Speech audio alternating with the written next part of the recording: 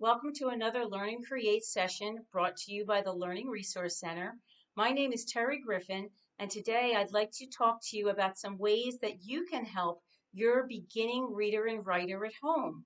We all know that one of the greatest gifts a parent can give their child is the gift of reading. Spending time at home will increase vocabulary and build early language skills that are so vital in beginning to read. Not to mention, it's just a whole lot of fun spending time in books with your child. So today I want to teach you how to make books with your child. They will be participating and as a result becoming young authors. Some of the supplies that you will need are some cardstock that you can get from the dollar store, and you're just going to cut apart equal pages. It doesn't matter if they're horizontal, vertical, they can be square books. It's up to you. And then just grab a pipe cleaner. This is the easiest way I found to bind it. Punch two little holes or poke two little holes, put it through, and then just tie it in the back so the book's not flopping all around. If you use 2 pages of cardstock, you'll make a book with 5 pages. If you use 3 pages, then you'll have a book that your child can write in using 9 pages. So it's totally up to you. Some other supplies that you might need. I love this from just an office supply store. It's highlighter tape. I'll talk about that in a few minutes. And then also some Post-it tape. This is great when your child's writing. They make a mistake. They like using marker or crayon to write. So instead of using whiteout or erasing if they're using pencil, you just put this right over the mistake and continue on. I like to call it boo-boo tape. They love that. Also, magnetic letters. You can grab some of those at the dollar store. And I like to put them in a tackle box like this. You can see mine's very well loved. It's starting to yellow. And putting them in order, it's easy to grab different letters in order instead of having them all over the place. Also, if you have a cookie sheet, which I'm sure you do, it's a great place just to build and make and break words using those magnetic letters. And then a whiteboard and a dry erase marker is also helpful. So there are the supplies that you're going to need. So let's get started. There are some skills that educators talk about and refer to as concepts about print skills. These are the skills that are vital that young readers need to know before they can make progress in reading and writing. And we may take it for granted that our child knows these skills, but they may need to be explicitly taught them. So let me talk to you about what they are. First of all, your child needs to know that a book has a front, a back, and a spine. And a really important skill, they need to know that the print contains the message. If you've been reading to your child for a long time, they're looking at the pictures. They're just having a good time enjoying the story as you talk about it. I remember the first time I realized that my daughter needed to be taught this explicitly when she was very young. There's a book that we read a lot. It's called There's an Alligator Under My Bed. And she loved hearing that book over and over. And one night, to my excitement, she said, "Oh, I want to read the book." And I was so excited. And I found that as I was watching her, her eyes were going to not the print, but she was just saying that book verbatim, just reciting it.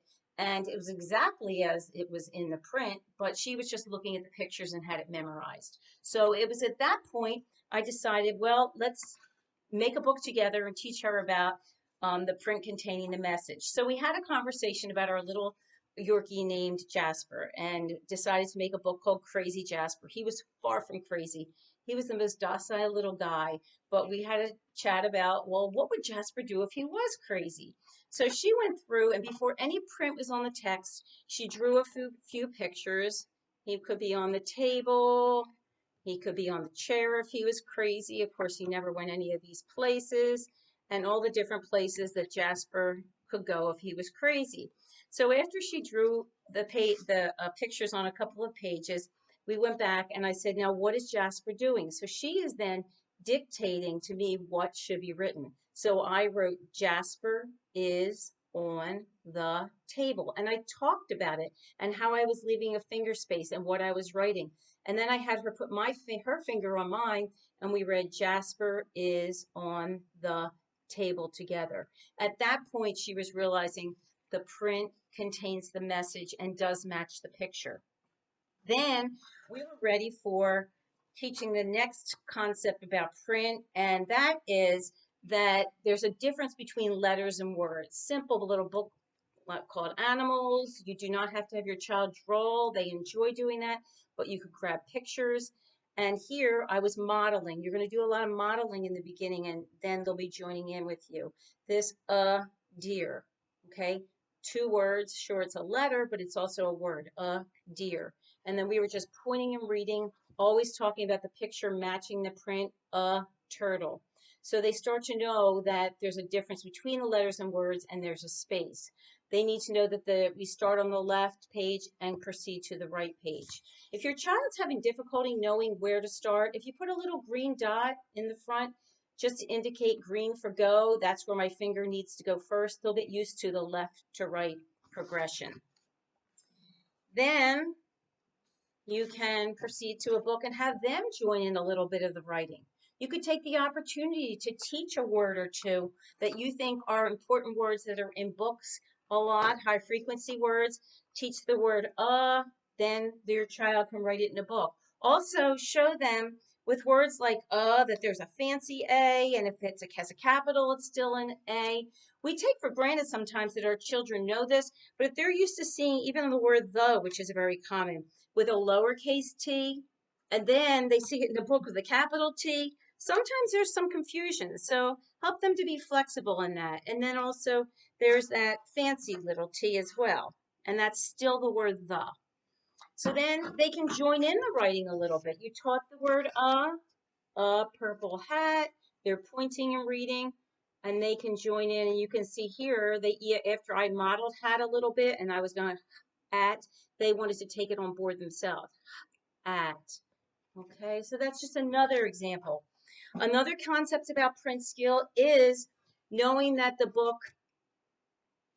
has sentences and it wasn't modeled in the others, but now the child's ready for sentences begin with capitals, they end with periods. And that was modeled as well. You see the child's not joining in the writing here, it's being modeled. But I wanted to teach the word is. So I used the magnetic letters. I taught the word is using magnetic letters, broke it apart, they made it again on the whiteboard. Writing is, erase it, write it again, erase it, write it again, spell it, run your finger under it, read it. And you can also spread out some pudding and get creative, and they can practice some of those words in pudding. That's a lot of fun. Okay, so that's being modeled. Here is the highlighter tape I was talking about. After you've practiced a word a lot and written it, the child can go through the book, you're giving them the tape, and they're finding that word and just putting the highlight tape on it every single time they see it in the book. Okay, so it's just another idea. Exposing them to a little bit of punctuation. Here's another idea. If they're not using, drawing of pictures, grab some stickers. These stickers were made into this book called Jungle Animals. And the child, you can see, is progressing to joining in.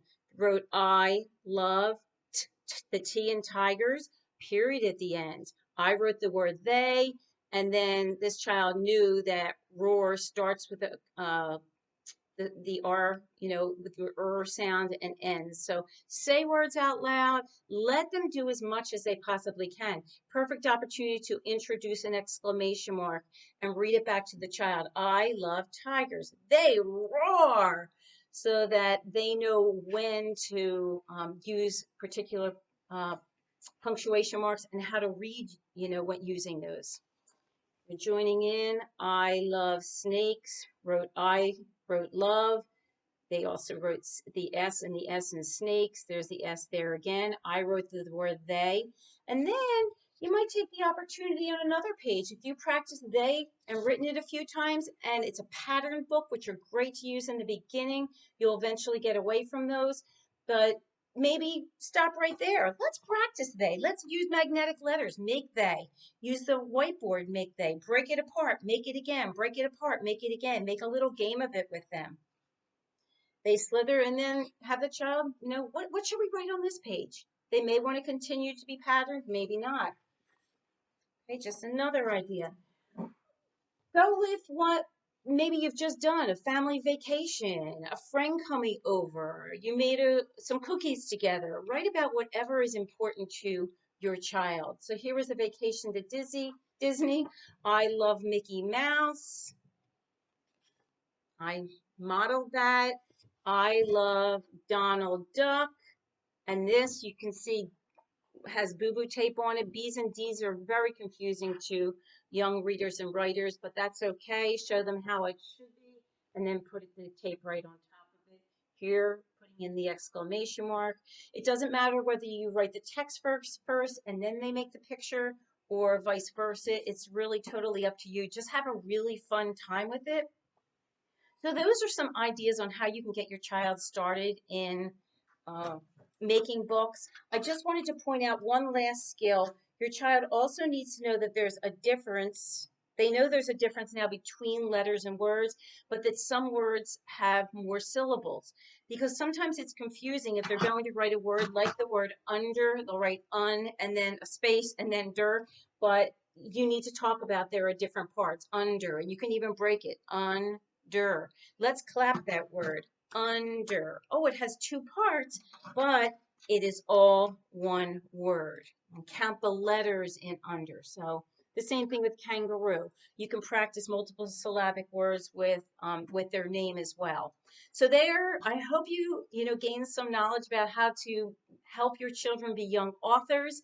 I would love to see some of the books that you're making. If you want to share with me, there's my email, griffint@rowan.edu, and I would love to hear from you, or if you have any questions, please feel free to reach out. And resources are attached to this that can help you as well. So it's been fun. Thank you for joining me, and enjoy reading.